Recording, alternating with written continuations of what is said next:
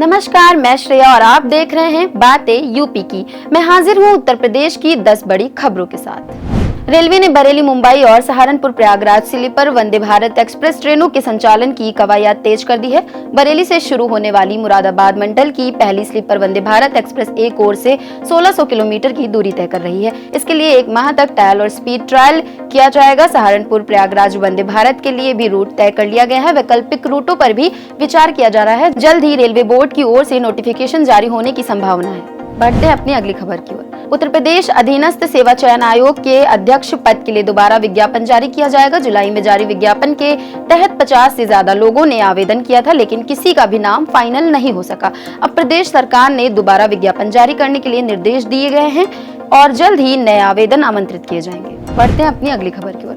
मुलायम सिंह यादव की बहू अपर्णा यादव को भाजपा ने बड़ी जिम्मेदारी सौंपी है। उन्हें यूपी महिला आयोग का उपाध्यक्ष नियुक्त किया गया है। विधानसभा चुनाव से पहले भाजपा में शामिल हुई अपर्णा को तब कोई महत्वपूर्ण पद नहीं मिला था, लेकिन अब उन्हें ये जिम्मेदारी दी गई है। राज्यपाल आनंदीबेन पटेल द्वारा जारी अधिसूचना में आगरा की बबीता चौहान को आयोग का अध्यक्ष बनाया गया है, जबकि गोरखपुर की चारू चौधरी को भी उपाध्यक्ष नियुक्त किया गया है। अब उपभोक्ताओं को नेटवर्क की समस्या होने पर स्मार्ट मीटर में लगे सिम को पोर्ट कराने की सुविधा मिलेगी। ठीक वैसे ही जैसे आप अपने मोबाइल का सिम बदलते हैं, जीनस कंपनी ने यह नई तकनीक विकसित की है, जो खासकर दूर दराज के इलाकों और घनी बस्तियों में नेटवर्क की समस्या से जूझ रहे लोगों के लिए वरदान साबित होगी।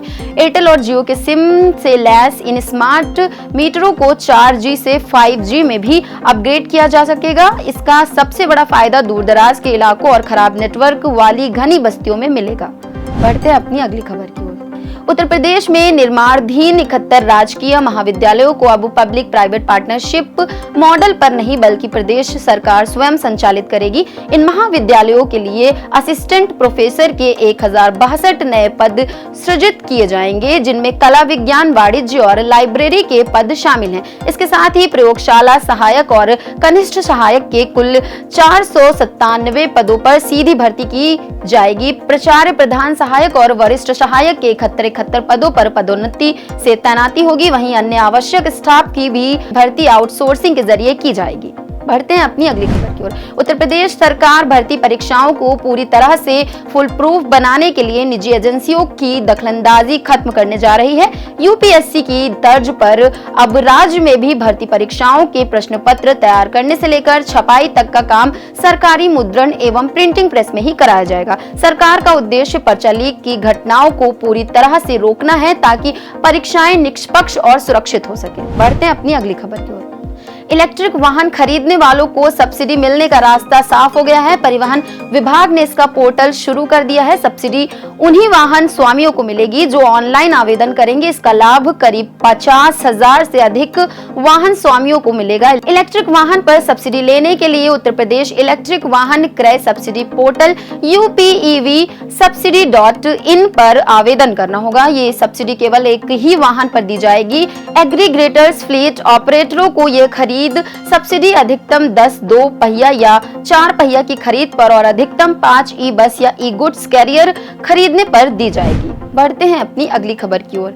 आरक्षी नागरिक पुलिस के 60,244 पदों पर भर्ती की लिखित परीक्षा सकुशल संपन्न कराने के बाद आगे की तैयारियां शुरू हो गई हैं। पुलिस भर्ती व प्रोन्नति बोर्ड के अधिकारियों ने बैठक कर भर्ती प्रक्रिया से जुड़े विभिन्न पहलुओं पर विमर्श। 1 सप्ताह में अभ्यर्थियों से आपत्तियां आमंत्रित किए जाने की तैयारी है। भर्ती बोर्ड अभ्यर्थियों की दौड़ 4 माह के भीतर कराने का लक्ष्य लेकर आगे बढ़ रहा है। सर्दी के मौसम में विभिन्न जिलों में दौड़ कराए जाने पर विचार चल रहा है। बढ़ते हैं अपनी अगली खबर की ओर। आबकारी विभाग ने शराब तस्करी रोकने के लिए हरियाणा की सीमा पर स्थित जिलों में 6 अस्थायी नाके स्थापित किए हैं। इस बारे में आबकारी एवं महानिदेशक राज्य मंत्री नितिन अग्रवाल ने मीडिया को बताया कि हरियाणा में विधानसभा चुनाव के मद्देनजर यह नाके स्थापित किए गए। अगस्त माह में विभाग ने अभियान चलाकर लगभग 7.74 करोड़ रुपए की 2.44 लीटर अवैध शराब बरामद की है। साथ ही अवैध शराब की बिक्री एवं तस्करी कराने वालों के विरुद्ध प्रदेश में कुल 9,854 अभियोग पंजीकृत किए गए हैं।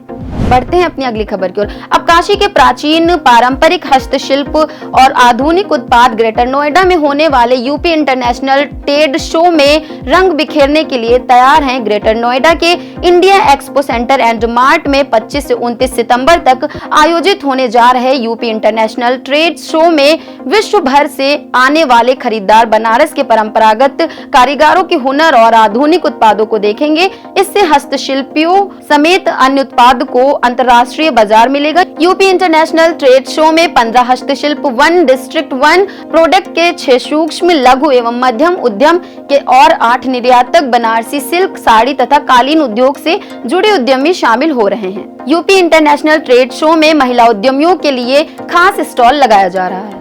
तो ये थी दिन भर की 10 बड़ी खबरें। ऐसी खबरों को देखने के लिए बने रहें बातें यूपी के साथ।